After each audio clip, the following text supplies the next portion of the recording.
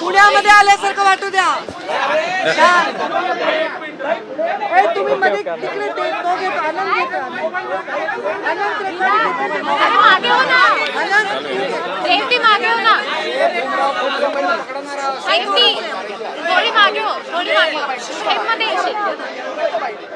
झालं का? हाँ चला. अमन सर इधर से हाथ डालो ना, इधर से डालो ना. हाँ चला चालू. नाही. तर पंकजा मुंडे आणि मुरलीधर मोहोळ यांची भेट झाली आणि त्यानंतर ते माध्यमांशी बोलतात. बापरे तुम्ही चांगलं बोला. आप शांत मागच्या माझ्यावर आलेले कार्यकर्ते आपसात बोलू नका.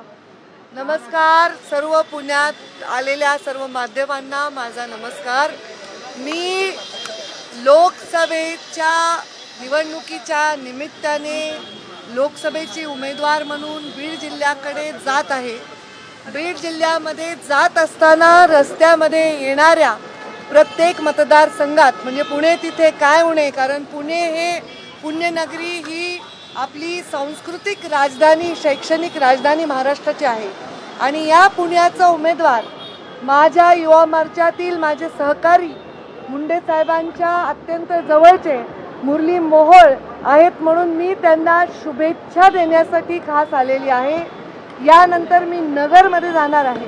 रस्त्यामध्ये जागोजागी मुंडे साहेबांवर प्रेम करणारे, माझ्यावर प्रेम करणारे लोक थांबलेले आहेत. त्यांचे सत्कार, त्यांच्या शुभेच्छा, त्यांचे आशीर्वाद स्वीकारत मी पुढे जाणार आहे. आज माझ्या दिवसाची सुरुवात आमच्या माधुरीताईंनी मला ओवाळलं, कारण त्या माझ्या मोठ्या भगिनी आहेत. त्यांनी मला ओवाळून सुरुवात केली आहे. त्याच नात्याने मुरलींची मी मोठी बहीण असल्यामुळे त्यांना शुभेच्छा देण्यासाठी आलेली आहे. मी मनापासून त्यांना शुभेच्छा देते. ईश्वर करो त्यांना मोठा विजय प्राप्त हो आणि या पुण्याच्या सेवेसाठी एक हक्काचा खासदार म्हणून त्यांनी दिल्लीमध्ये जावं, यासाठी मी त्यांना शुभेच्छा देते. त्याच्यानंतर नगरला जाणार आहे. तिथले उमेदवार तिथे माझ्या भेटीसाठी येणार आहेत. त्यामुळे असं करत करत शेवटी माझ्या जिल्ह्यात मी पहिलं पाऊल उद्या दुपारी ठेवेन असा माझा निर्णय आहे, असा माझा कार्यक्रम आहे. आता तुम्ही विचारा. निवेदन काही नाही रे. सीट शेयरिंग कब तक डिक्लेयर होगी? महायुति की अब तक नहीं आ पाया है सामने. एक और 2 सीटों पे लड़ रहा है. आता मराठीत संपवता का तुम्ही? मराठीत सांगा. जो सवाल हिंदी में है उसका हिंदी में. मैं आज मेरे चुनाव क्षेत्र में जा रही हूँ.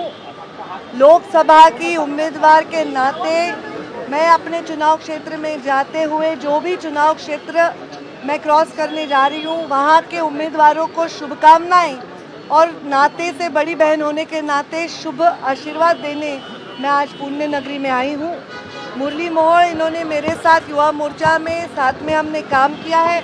मुंडे जी के साथ काम किया है, उनके लाडले थे और आज मैं उनको शुभकामनाएं देने आई हूँ. मेरे साथ हमारी नेता माधुरी निसार और सारे कार्यकर्ता उनके कार्यालय में आज आए हैं. इसके बाद मैं नगर में जाऊँगी और वहाँ के उम्मीदवार भी वहाँ मुझे मिलेंगे. ऐसे करते करते मैं उम्मीदवार के नाते, एक लोकसभा के उम्मीदवार के नाते पहिला कदम बीड में रखने जा रही हूँ. ताई बीड मध्ये आपण पाहिलं की तुमच्या विरुद्ध उतरवण्याची तयारी सुरू आहे. मराठा शरद पवारांनी ते सगळे तो सगळा फेवर कॅप्चर करण्यासाठी बीडमध्ये पुन्हा एकदा ओबीसी विरुद्ध मराठा अशी लढत रंगवण्याचा प्रयत्न होतोय. तुम्ही कशी तयारी करता? बीड जिल्हा हा अत्यंत उदारलेला जिल्हा आहे. बीड जिल्ह्याने आत्तापर्यंत वेगवेगळ्या समाजाचे खासदार निवडून दिलेले आहेत. म्हणजे अगदी मायनॉरिटीमधले खासदार निवडून दिले.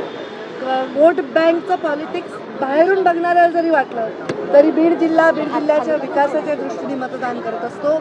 22 वर्ष मी राजकारणात काम करत आहे. मी बीड जिल्ह्याची पालकमंत्री म्हणून काम केलेलं आहे आणि त्या नात्याने प्रत्येक गावाशी, प्रत्येक जाती धर्म समाजाशी माझा समन्वय आणि संबंध आलेला आहे. माझ्या विषयी कोणाच्याही मनात कुठलीही कटुता नाही. कुणाला कटुता वाटेल असं कधीही मी माझ्या राजकीय जीवनात वागलेली नाही. सर्वसमावेशक असं माझं धोरण राहिल्यामुळे निवडणूक असेल तर मी समोरच्या उमेदवाराला समोरच्या पक्षाचा उमेदवार म्हणूनच पाहते. मी त्याला कोणत्या जातीचा उमेदवार म्हणून कधी पाहत नाही आणि तेही नाही पाहणार अशी अपेक्षा ठेवते.